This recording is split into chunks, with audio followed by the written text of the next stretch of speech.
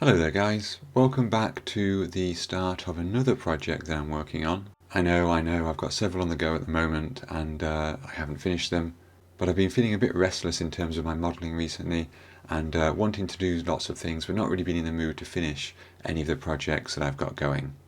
Nevertheless, they will all get finished, but in this video I'm working on a small scenery base for these 3D printed figures which I printed a while ago during my test of the Halo X1 3D printer. This is not a sponsored video, these figures are created by one of the creators that I support on Patreon. I really love his content and I've been meaning to print more of his figures for a while now. Do check out his Patreon page. You can either subscribe as normal with Patreon or you can buy the individual STLs I believe as well, if just some of them take your fancy. As you can see here, we have a group of World War II era US soldiers around a piano, presumably in some kind of bombed out, damaged city. Although we do get that wall there as a backdrop, I wanted to create more of a bombed out city feel.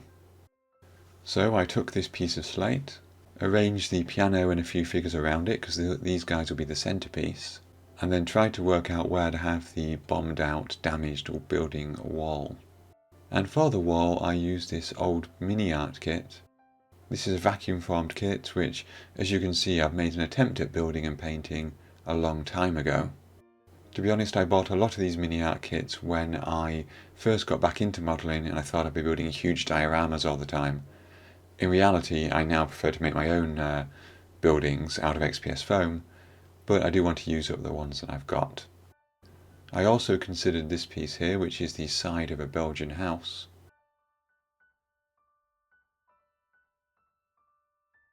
And this piece here, which is a much bigger building and probably a bit overwhelming for this diorama.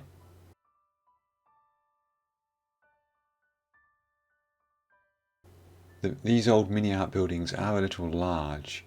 The doorways and the windows tend to be quite high, and as you can see here with my figure, leaning against that window looks a bit difficult. I did try to make a bit of bomb and bullet damage to the kit, but of course the plastic is very thin and as soon as you cut through any edges here you create hollows. One of the other things that I have in my stash which I'm trying to use up is this collection of homemade bricks.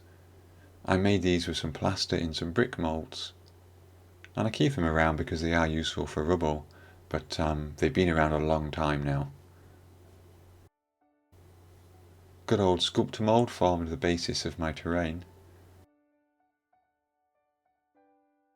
Not only does it give me the earth texture of the covered streets, but it acts as a nice adhesive to keep this wall in place. It also allows me to bury about a centimetre of the wall at the bottom so that the windows are at a more appropriate height. Looking back, maybe what I should have done here is taken a bit of cobbled road and put it down the middle and then mostly covered it up. But as it happens here, we essentially have earth covering the entire ground.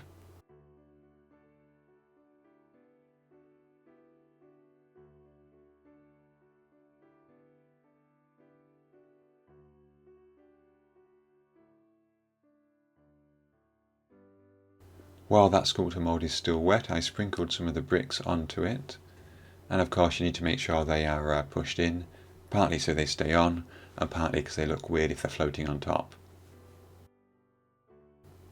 Of course, one issue here is that these are all individual bricks, and that's not really how bricks break off buildings when they are damaged. I am trying to keep a relatively flat area in the middle though, where I want that piano to go. I've got a chair there from an old kit that I bury into the Sculptamold.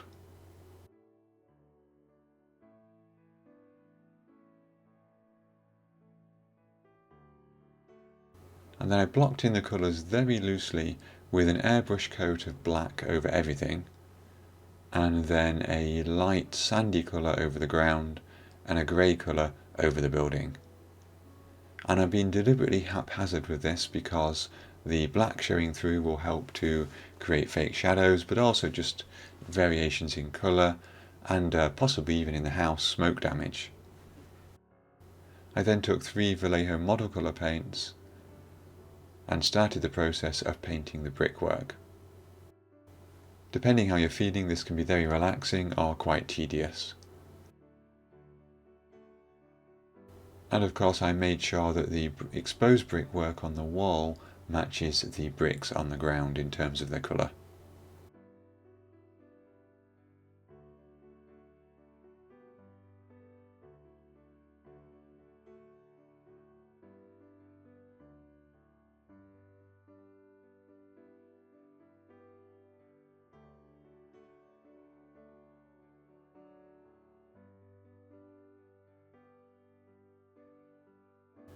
And I think for quite a quick paint job that looks pretty good so far. Certainly that black base coat there is giving me quite a lot of depth in the ground. I will of course add more.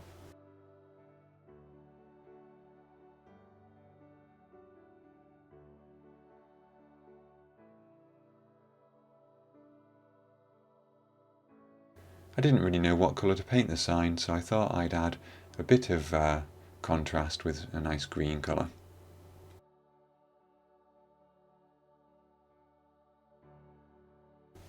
And of course things do look a bit too clean here for a destroyed building, a war-torn city. And that has been a criticism of some of my projects in the past, a perfectly valid criticism, that my figures or my terrain has been a bit too clean for the situation.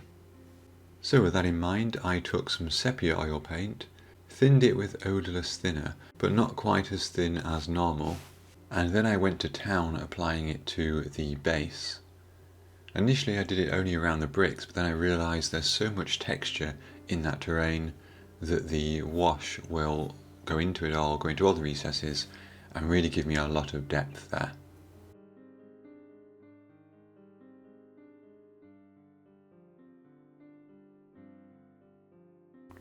And then in the same manner I applied it to the building, putting it in the locations where we'd normally put a pin wash, but putting it on really heavy and allowing it just to flow down the building.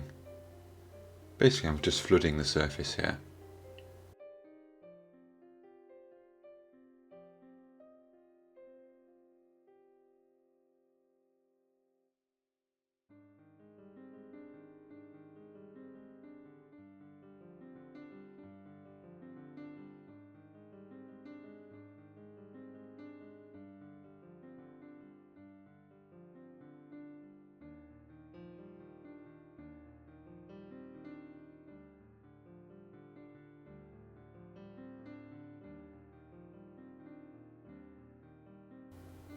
And of course that immediately gives it a much grimier, grittier, dirtier surface than I had originally.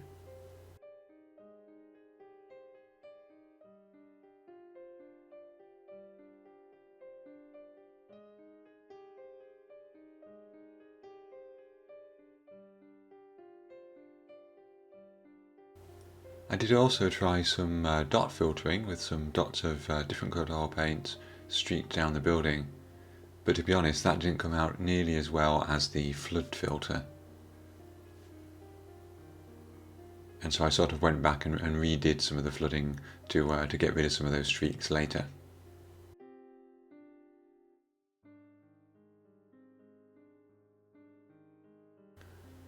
I wanted a little bit of broken glass in my scene because we do have some broken windows there, so using some PVA glue I attached some shards of some plastic packaging. This looks a bit clean at the moment, but it will get dirtied up itself.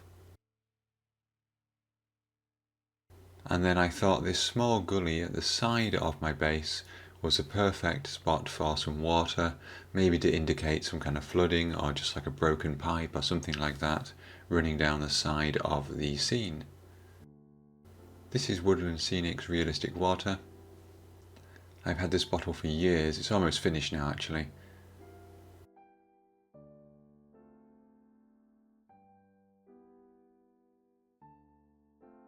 And then finally I decided to use some pigments. Here I've got brick dust and light dust. I wimped out a little bit and started on the interior of the building in case things went wrong. I don't use pigments very often, I think mainly because I'm not quite sure how to use them, if that doesn't sound strange. But certainly putting them on like this, just sort of covering the surface there, doesn't look very good. I wasn't super pleased with this.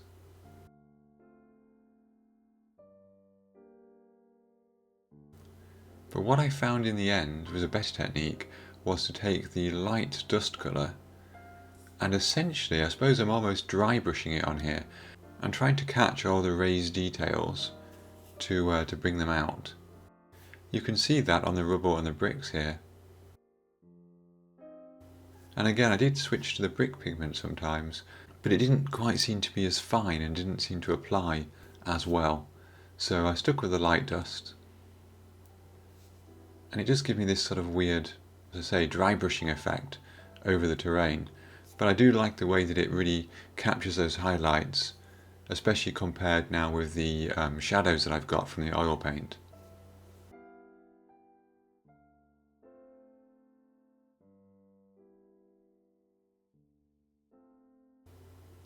And in fact, as I came to the end of this process, it occurred to me that this terrain base would be perfect for a couple of other vehicles as well, not necessarily just my musician soldiers, although that is what I'm going to use it for.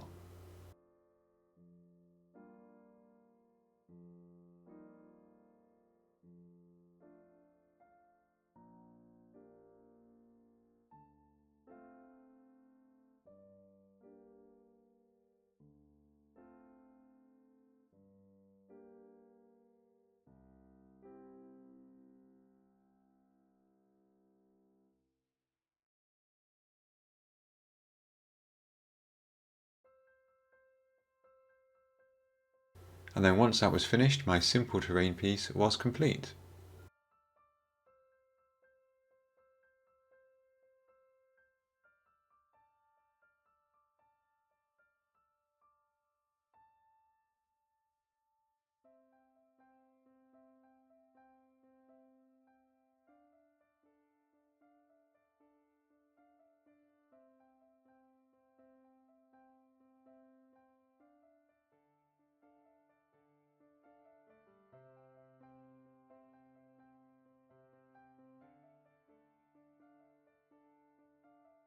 And there we go guys, that was my quick terrain-based tutorial.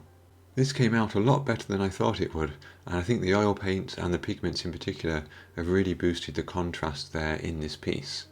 In fact, it occurred to me while I was doing this and looking at the final photos that this is the level of damage and destruction that I need to bring to that abandoned cafe which I did a couple of videos ago. That is going to be a post-apocalyptic setting, and therefore clearly needs a comparable level of dirt and grime and destruction, I think. I really enjoyed building this. I've been really enjoying the creativity of these small bases that I've been making recently. And I've also enjoyed doing that within the confines of trying to use up the materials that I've got already, rather than buying anything new.